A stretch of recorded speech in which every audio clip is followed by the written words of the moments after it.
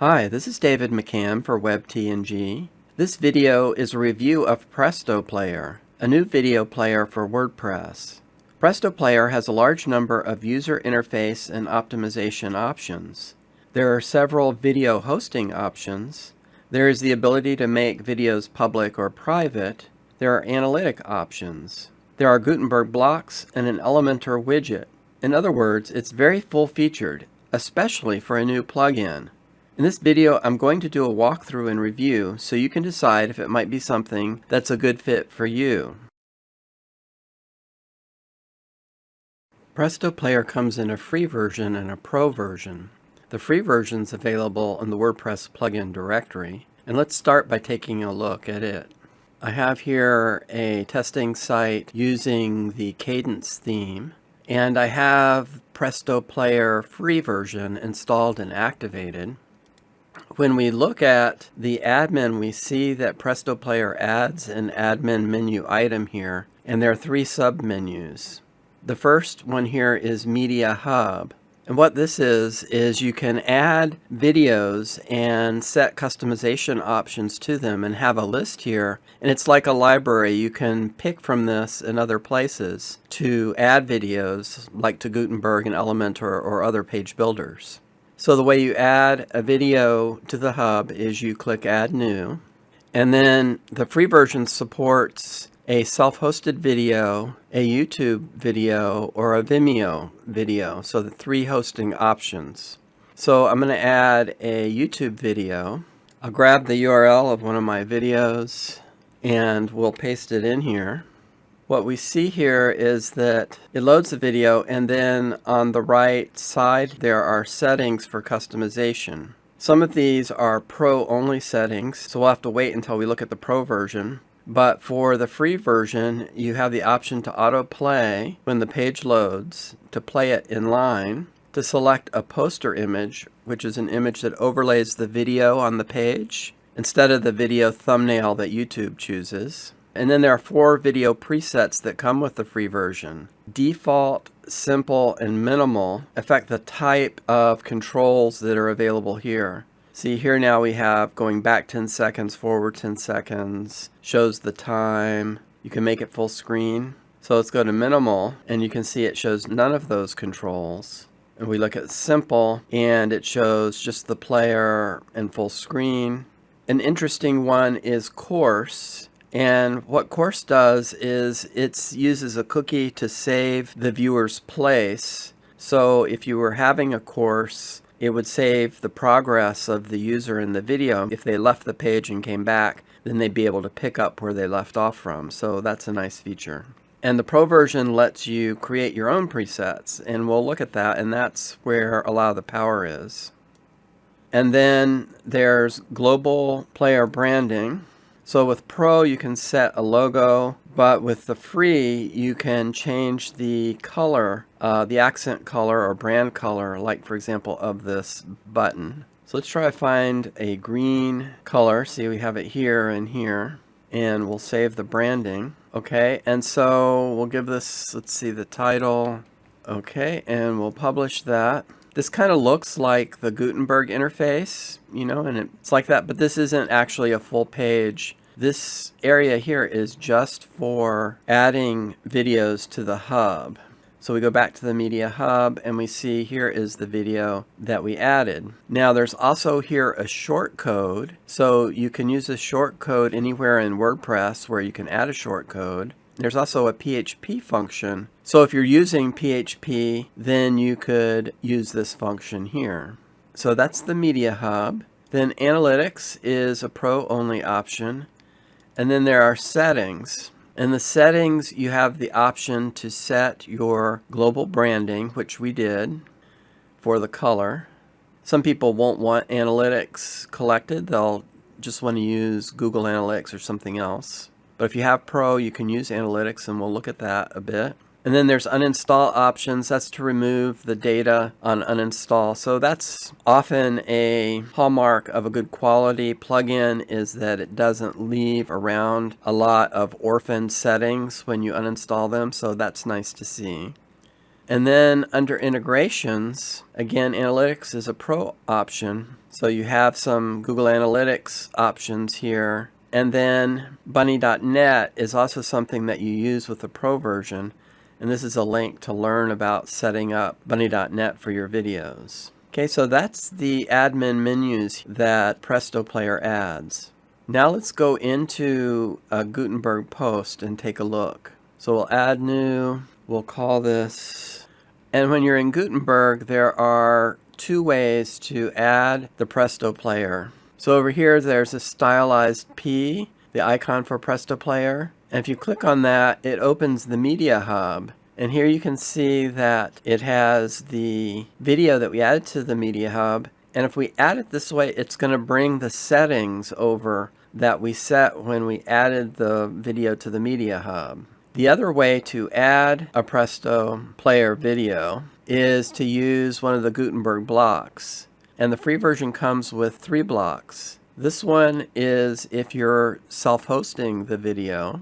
There's the option to make it private, pro option, which we'll talk about. Then you can select your video from the media library. If you click video URL, then it's basically just you enter a YouTube, Vimeo, or MP4, local hosted video. Okay, so that's the Presto video block. There's a Vimeo video block here. You'd put in your Vimeo URL. And then the YouTube option. And again, I'll add my video from YouTube. These settings over here, these are the exact same that we looked at when we were looking in the Video Hub. So we've already kind of looked at these. I'll update and we'll just take a look on the front end. And here's the player. You can see how easy it is to add a video to your page. And I've got my brand color, accent color chosen there. Okay, so we looked at the Gutenberg option with the free version. Presto Player also has an Elementor widget available. So let's add a new page. Call this one Elementor Presto Player. We'll go into the Elementor editor. So let's look for the widget. And here's the widget that comes with the plugin. When you add it to your Elementor page, you get an option here to choose a video from the Video Hub. And since this is the only one, it chose that automatically. And you can see it brought over the settings that I had made in the Video Hub. There's an option here to edit the video or to create a new one. And when you click these, you go back to the Video Hub. Now, a cool feature of the Elementor widget is it does have the option for dynamic data. And this way, if you were creating a template and you had included, like say, an advanced custom field or a tool set video URL custom field, then you could choose that here. So that's a pretty cool feature. Otherwise, there are no other customization options specific to the widget. You just have the regular advanced options that you have with all widgets here.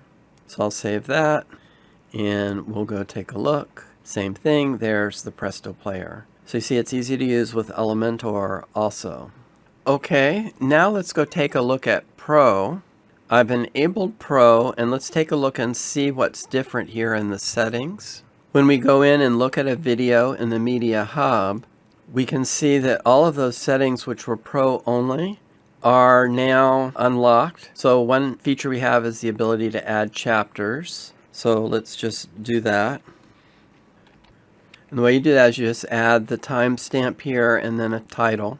When you add them, then it adds a little bubble here, and users can click that to jump to that point in the chapter. So that's a nice feature, especially for long videos. Then these things that were locked before, like muted autoplay, is available. But I think the real powerful option here is to add a video preset. You first start by giving it a name. And then there are 3 tabs. Controls, that's for these controls here.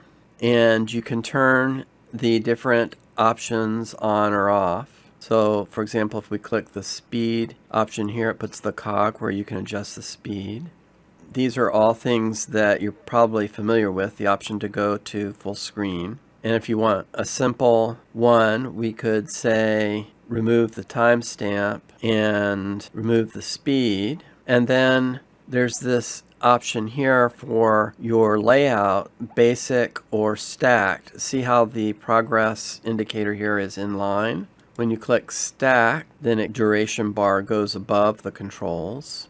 Second tab is for behavior. You can auto-hide controls, which I think most people would want. So as the video is playing, the controls go out of sight, and then if you mouse over, they come back.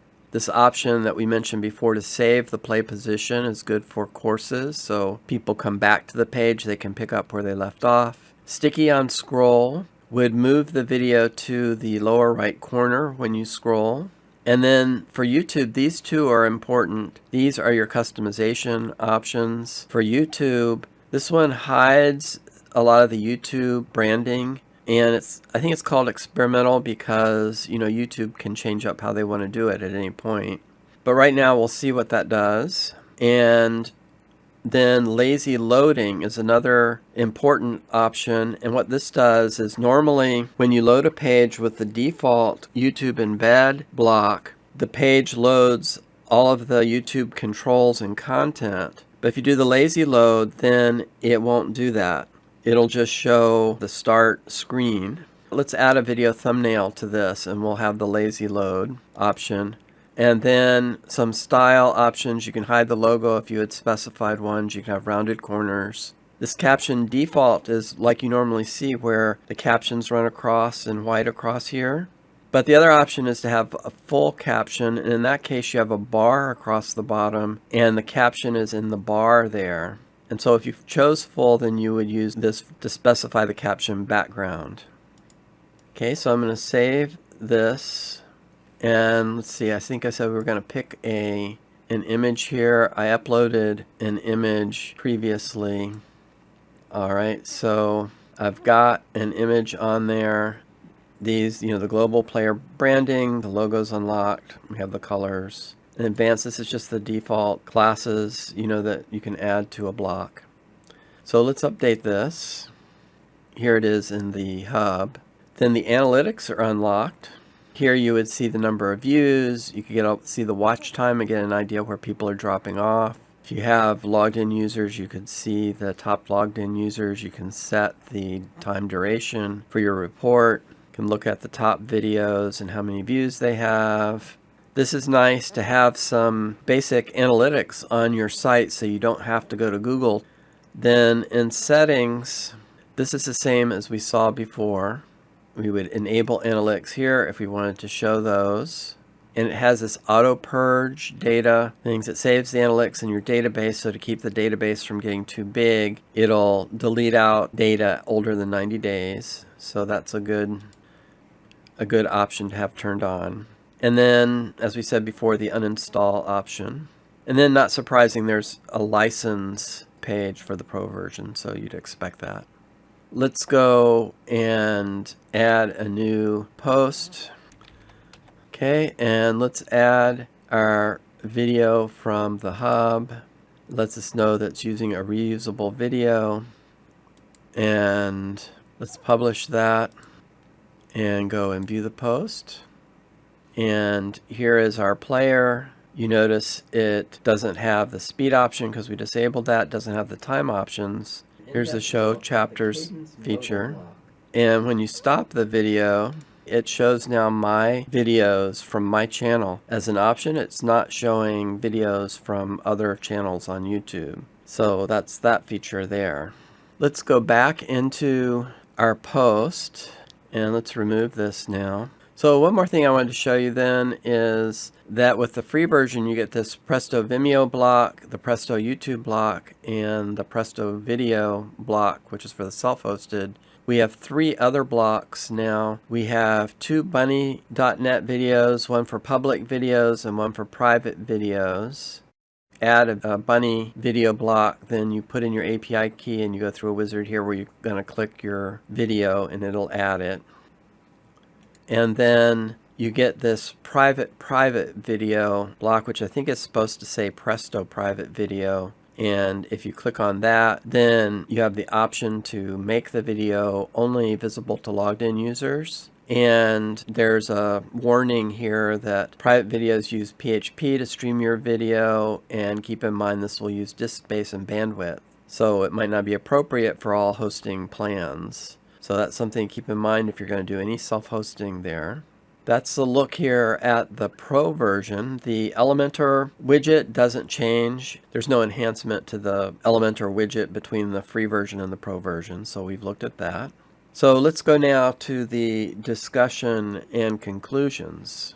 You may think that with thousands of plugins available for WordPress, there couldn't be anything new. So I thought it was nice to see the Presto Player addressing an underserved area. The offering is especially stable and full-featured for a brand new plugin, and this is especially true for the Pro version, where with version 1 most of the interesting features are. As you saw, the free version has a few features, but they're pretty limited in the first release. I did some brief testing using Chrome Lighthouse to see the performance between the Presto Player free YouTube block and the default Gutenberg YouTube embed option. And I was surprised to see that the default Gutenberg embed scored better. I asked about this and learned that currently in this first version there aren't any optimizations for YouTube in the free version, while of course the Pro has those options. I believe the developers are planning to add a YouTube optimized preset as well as some other features to the free version to make using the free version more attractive. Currently, I probably wouldn't use the free version for YouTube, though it would be fine for Vimeo content. When they release the YouTube optimizations for the free version, then I can see lots of people wanting to use it. Presto Player Pro comes with 2 CDN options, Vimeo and Bunnynet, and I understand they're considering adding Amazon AWS as well. I've never used Vimeo, but my understanding is that you have a lot of control for restricting access to the video, but that it's pretty expensive. Bunnynet, on the other hand, is comparatively inexpensive. I took a look at the Bunnynet pricing, and this is what I found. There's a CDN, Content Delivery Network, option, which will serve your content like post pages, images, JavaScript, and CSS files. With a CDN, you're only charged for the bandwidth used to serve the content to visitors. The pricing varies as there are different geographical zones, and the price of each zone is different, but it's from 1 to 6 cents per gigabyte. So that's pretty cheap, a couple of pennies per gigabyte probably on average to have your content delivered in the region that the visitor is in, would speed up loading of the pages. So here the cost is based on where the visitor lives. There's no cost to pull the data from your site or store it on Bunnynet for the CDN option. And Bunnynet has a WordPress plugin to make it easy to add Bunnynet. And a lot of cache plugins also have an option for using a CDN, which would be another way to enable the Bunnynet CDN for your site. Now, another service that Bunny offers is inexpensive cloud hosting. And this is actually what you would use if you were using Bunnynet with the Presto Player Pro.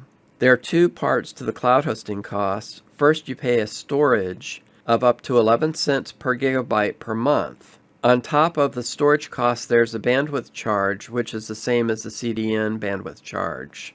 So if you're uploading videos to Bunnynet, then you want to optimize them to be smaller by using a tool like Handbrake.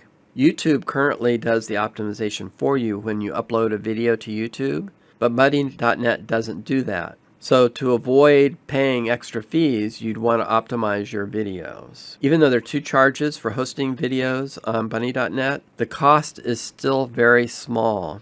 And videos hosted on Bunny.net can be restricted to only be viewable with links from the domains you specify. This is a nice feature that helps to keep the URL from being shared and accessed in ways you don't want. I did some testing of the Pro version of Presto Player with YouTube videos using the lazy load option. What I found was that performance was about the same, or perhaps just a tad better, than using the default Gutenberg YouTube embed block. So what that means is you get a ton of nice customization options for similar performance, and that's a good benefit. Remember, the Presto Player also lets you minimize the YouTube branding which is another YouTube related feature. So I showed you the Elementor block. They're just releasing a module for Beaver Builder, and I believe that they'll have other page builder integrations in the future. So I've been discussing a lot the hosting options, but let's not lose sight of the fact that it's a video player. And as such, it has many nice user interface customization options. The Presto Player is easy to use, and it's a good choice for people who want to have more control over the video experience, or who want to restrict access to video content for online courses and similar membership purposes. So that's my walkthrough and review of the Presto Player plugin. There's a text version of the video available on the WebTNG website, along with other walkthroughs, reviews, and resources. I hope you find this video useful. Thank you for watching.